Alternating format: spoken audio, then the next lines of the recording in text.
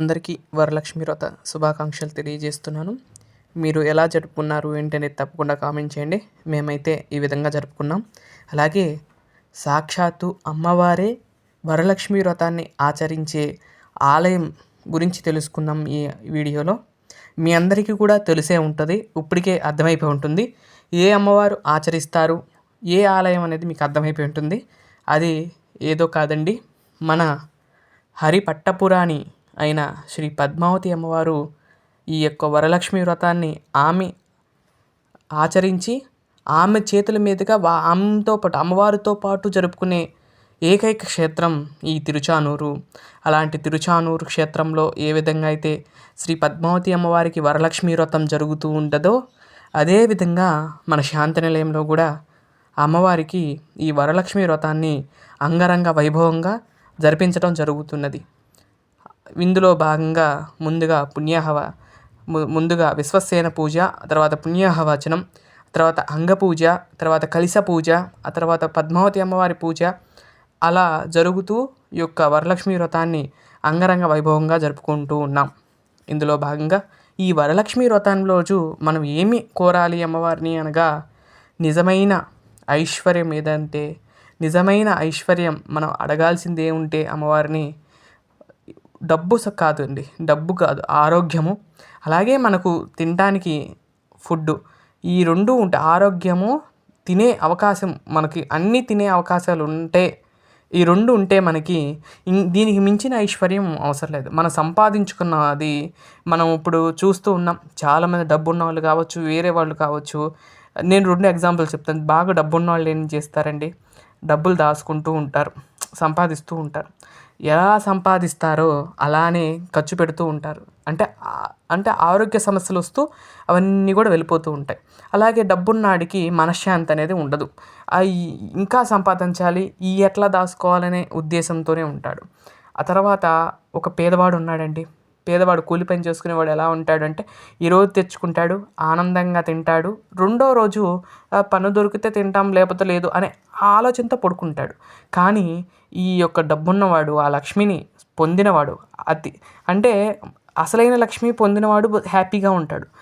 అక్రమంగా సంపాదించిన లక్ష్మిని ఏం చేస్తాడు, ఆ లక్ష్మిని కాపాడుకోలేక ఆ ఇంట్లో పెట్టుకుని ఆ డబ్బుని చూసుకుంటూ మూసుకుంటూ అలానే బతికేస్తున్నాడు. వాడికి సుఖం అనేది ఉండదు. ఎంత లక్ష్మి ఉన్నా డబ్బున్నా కానీ వాడికి సుఖం ఉండదు, ఆ రోజు నిద్ర ఉండదు. అదే డబ్బు లేనివాడు సుఖంగా ఆ రోజు తిని సంతోషంగా వాళ్ళు పడుకుంటారు. ఏంటంటే మనం లక్ష్మిని కోరాల్సింది, మనం నిజమైన లక్ష్మి కావాలి అనుకున్నవారు తప్పకుండా ఈ వరలక్ష్మి వ్రతం రోజు, అమ్మా నాకు సరైన ఆరోగ్యాన్ని ఇవ్వు, అలాగే నాకు అన్నీ తినే అవకాశాన్ని ఇవ్వు, అలాగే నాకు ఉన్న దాంట్లోనే తృప్తిగా జీవించేలాగా చేయి తల్లి అని మనం కోరుకోవాలి. అలా ఎప్పుడైతే కోరుకుంటామో అలాంటి లక్ష్మి మనకి దొరికితే అలాంటి లక్ష్మితో మనం హ్యాపీగా బతికేయచ్చండి జీవితాలన్నీ కూడా. కానీ పూర్వకాలంలో ఇలాంటి లక్ష్మిని కోరుకునేవాళ్ళు, కానీ ఈ రోజుల్లో ఆ లక్ష్మిని కాకుండా మాకు ఇంత రావాలి, ఇంత డబ్బులు రావాలి, ఇంత ధనం కావాలని కోరుకుంటూ అక్కడే ఆగిపోతున్నారు. నిజమైన వరలక్ష్మి వ్రతం రోజు ఎంత దరిద్రంలో ఉన్న వాడైనా సరే వాడు పైకి వచ్చటానికి అమ్మవారి యొక్క అనుగ్రహం చేత వస్తారు. ఆర్భాటం అవసరం లేదు, ఏం అవసరం లేదు. కానీ నిష్టగా చేసే పూజ వల్ల లక్ష్మీదేవి పూజ స్థిరంగా మన ఇంట్లో ఉండాలి అంటే కనుక మనం కొన్ని పాటిస్తూ అమ్మవారిని ఆరాధించుకోవటమేనండి. ఉన్న లక్ష్మిని దాచుకుంటూ ఇంకా అంటే మనకు రావాల్సినవి మాత్రం మనం సంపాదించుకోవాలి. ఎక్కువ ఆశపడకుండా ఎవరైతే జీవిస్తారో వారికి నిజమైన లక్ష్మి ఎప్పుడో గొట్ట దక్కుతుంది. ఆ అమ్మవారిని మనం ఒకటే కోరుకోవాలి, ఆరోగ్యాన్ని ఇవ్వు తల్లి, అలాగే ఎటువంటి వ్యాధులు రాకుండా చూసుకో తల్లి. ఈ 2 ఇస్తే ఈ 2 చాలు నాకు, ఈ 2 ఉంటే లక్ష్మి ఆటోమేటిక్గా మన దగ్గరే ఉంటుంది, ఎప్పుడైనా గుర్తుపెట్టుకోండి. అలాగే ఇక్కడ తోరణ పూజ అయితే జరుగుతుంది. ముందుగా అమ్మవారికి అష్టోత్తరనామాలు ఇవన్నీ కూడా పూర్తయిపోయిన తర్వాత తోరణ పూజ చేసుకుని తర్వాత పద్మావతి అమ్మవారు ఈ వరలక్ష్మి వ్రతాన్ని ఆచరించి ఆ యొక్క సూత్రాన్ని అమ్మవారు ముందు ధరింప చేసుకుని తర్వాత అక్కడ ఉన్న ముత్తైదులను అయితే అమ్మవారికి సంబంధించిన ఆ కంకణాలు ఇవ్వటం జరుగుతుంది.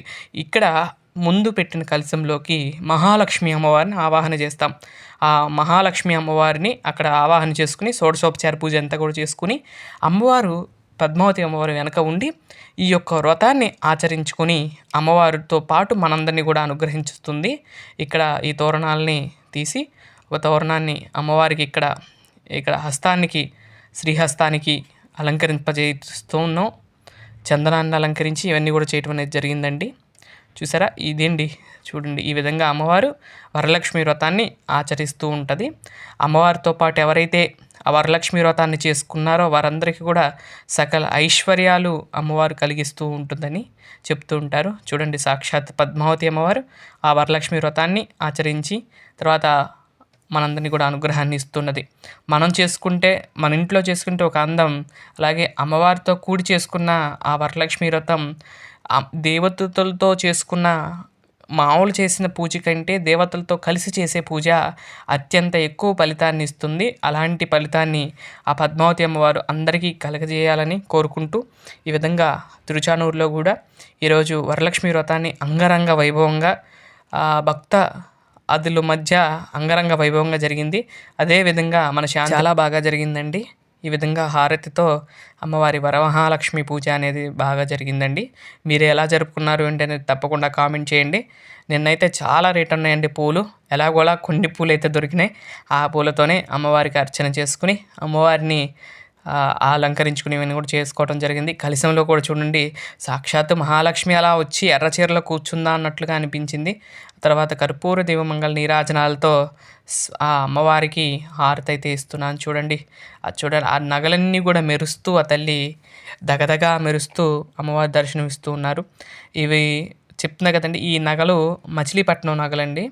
చాలా బాగుంటాయి. ఇలాంటి సీన్స్ ఎప్పుడైతే హారతి ఇచ్చేటప్పుడు కానీ అలాంటప్పుడు చూడండి అసలు ఎంత మెరుస్తాయో. బెంగళూరు కంటే కూడా చాలా దగదగా మెరుస్తాయండి.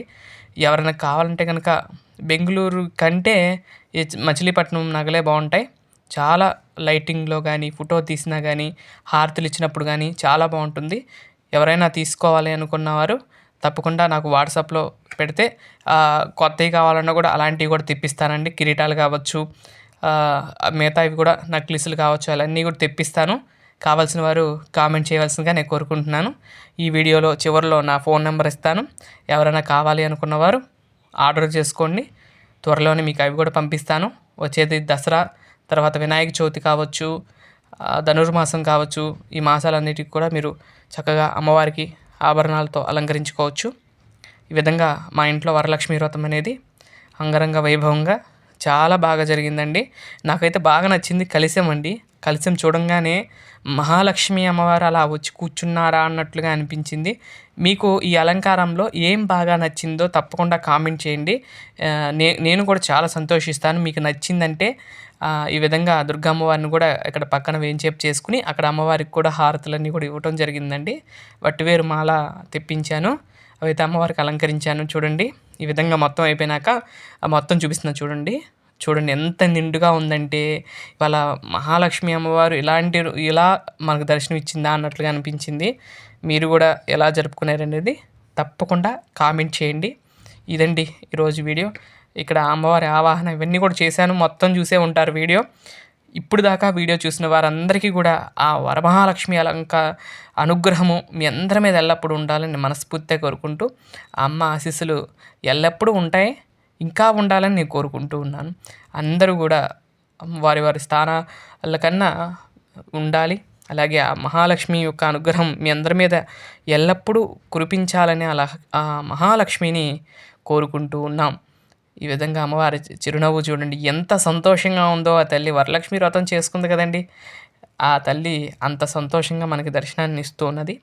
చాలా అద్భుతంగా ఆనందంగా జరిగిందండి. మీకు కూడా ఎలా అనిపించిందో మరొకసారి అడుగుతున్నాను, కామెంట్ అయితే చేయండి. ఆ మహాలక్ష్మి అనుగ్రహం మీ మీద, మీ పిల్లల మీద, అలాగే అందరి మీద ఉండాలని లోకా సమస్త సుఖినో భవంతు అన్నట్లుగా లోకంలో ఉన్న వాళ్ళందరికీ కూడా ఆ లక్ష్మీ అనుగ్రహం ఉండాలని నేను కోరుకుంటున్నాను. ఇదండి ఈరోజు వీడియో. ఈ వీడియో కనుక మీకు నచ్చినట్లయితే లైక్ చేయండి, షేర్ చేయండి, సబ్స్క్రైబ్ చేయండి.